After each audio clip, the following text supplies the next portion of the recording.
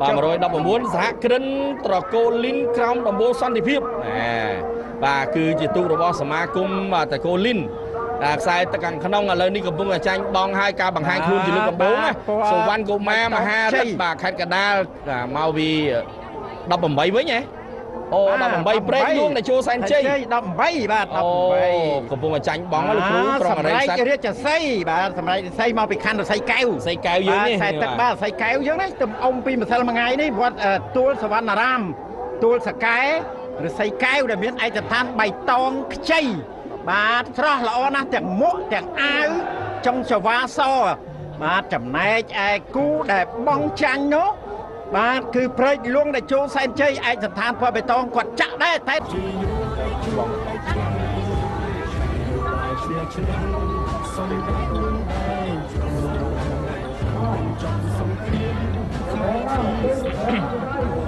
បាទឥឡូវនេះយើងឃើញបាទសម្រាប់ទូកកាន់តែទម្លាក់មកបន្តគ្នាថែមទៀតហើយអាចជាគូទី118 119 120បន្តគ្នាបាទសម្រាប់ទូកអ៊ំបរោះបាទទូកអ៊ំបរោះបាទយើងឃើញថាពិតជាសប្បាយរីករាយបាទនៅក្នុងមនុស្សសន្តិភាពបាទ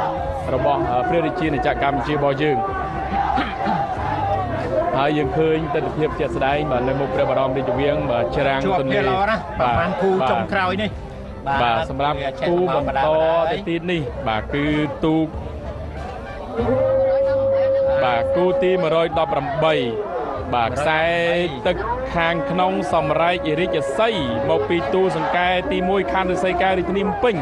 បាទប្រគួតជាមួយខ្សែទឹកខាងក្នុងព្រែកលួងដេជោសែនជ័យរបស់សង្កាត់ព្រែកលួងក្រុងអរិយស័ក្តិខេត្តកណ្ដាលបាទ236បាទទូកលេខ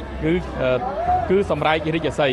បាទសម្រែករាជសីកំពុងតែបង្កើនបាទលឿនដាច់គូប្រកួតតែម្ដងបាទតែខាងក្រោយនោះអញ្ចឹងគូក្រោយអាច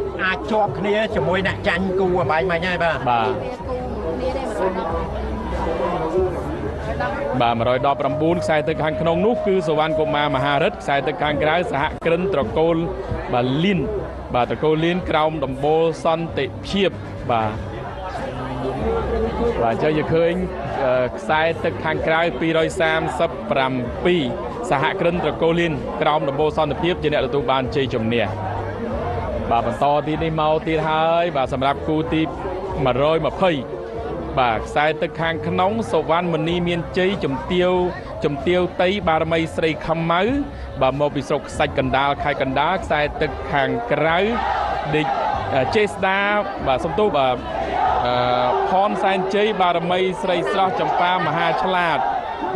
មហើយគូបន្តទៀតនេះគឺ118បាទ118ត្រូវហ៎118បាទ119មុនបាទ230បាទទូ230បាទ230ចម្ពោះពេជ្របាទចម្ពោះពេជ្រខ្សែទឹកខាងក្នុងខ្សែទឹកខាងក្នុងគឺមកពីភូមិឃុំកោះរះលវាអែមហ្នឹងណាបាទគឺជាភូមិសាមគ្គីទុកនេះបាទបាទនេះ119បាទខ្សែទឹកខាងក្រៅត្រូវហើយបាទចម្ពោះពេជ្របាទសម្រាប់រាជសីឈ្មោះខ្លីត្រួលទេបាទភ្នំពេញនិងខេត្តកណ្ដាលក៏ប៉ុន្តែពេលនេះឃើញថាខ្សែទឹកខាងក្រៅសេរីរតនាមហានាគបាទទូកវត្តដីឥដ្ឋខេត្តកណ្ដាលបាទស្លាកលេខ211ឧបត្ថម្ភដោយលោកអុកញ៉ាស្រីចន្ទធូបហើយទូកចេស្តាមហាផលជ័យបារមីស្វាយសាច់ភ្នំស្ថិតនៅឃុំស្វាយសាច់ភ្នំស្រីសន្ធរខេត្តកំពង់ចាមស្លាកលេខ241ឧបត្ថម្ភដោយលោកអុកញ៉ាស្រីចន្ទធូបដែរសូមធ្វើការថ្លែងអំណរគុណទៅដល់អុកញ៉ាប៉ៅឌីបានឧបត្ថម្ភថវិកាសម្រាប់វិទ្យុជាតិចំនួន1លានរៀលនិងឧបត្ថម្ភថវិកាទៅដល់ទូកទស្សន៍ជាតិចំនួន6សែនរៀលផងដែរបាទសូមគោរពអរគុណ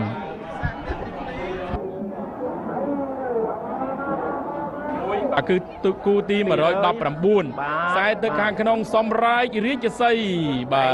ខណ្ឌរសីកែវរាជធានីភ្នំពេញបាទចំណែកឯគូប្រកួតរបស់ខ្លួនខ្សែទឹកខាងក្រៅចម្ពោះពេជ្របាទមកពីលវាអែមខេត្តកណ្ដាលបាទទាំងកោះរះបាទភូមិឃុំកោះរះស្រុកលវាអែមបាទទាំងពីរនេះគឺប្រហាក់ប្រហែលគ្នាតែខាងក្នុងកំពុងតែសណ្ដោបន្តិចហើយបាទខាងក្នុងកំពុងឥឡូវនេះទៅមិនរួចទេចម្ពោះពេជ្របាទរបស់កោះរះភូមិកោះរះទស្សនិកជនលវាអែមរស់សម្រេចរាជសីដែលស្ថិតនៅខ្សែទឹកខាងក្នុងនេះបានទទួលជ័យជំនះយ៉ាងជ្រាលជ្រៅបំផុតជូនចំពោះរដ្ឋបាលខេត្តព្រះវិហារដែលបានឧបត្ថម្ភគាំទ្រទាំងស្រុងចំពោះទូកឈ្មោះកោះកេរធិបតីនិងទូកឈ្មោះព្រះខ័នធិបតីដែលបានចូលរួមក្នុងព្រះរាជពិធីបុណ្យអុំទូកឆ្នាំ2024នេះ នៅក្នុងនោះដែរគណៈកម្មការទូកងដីដោះសែនជ័យបារមីព្រះអង្គខ្មៅសូមថ្លែងអំណរគុណយ៉ាងជ្រាលជ្រៅជូនចំពោះឯកឧត្តមអ៊ុនច័ន្ទដាអភិបាលនៃគណៈអភិបាលខេត្តកំពង់ចាមនិងលោកជំទាវញូងចរិយានិងក៏សូមថ្លែងអំណរគុណដល់រដ្ឋបាលខេត្តកំពង់ចាមដែលបានជួយឧបត្ថម្ភគាំទ្រទាំងស្រុងក្នុងពិធីបុណ្យអុំទូកឆ្នាំ2024នេះសូមអរគុណចារបស់អ្នកខាងទូសកែឫស្សីកែវរាជធានីភ្នំពេញយើងនេះទេរាជធានីភ្នំពេញចា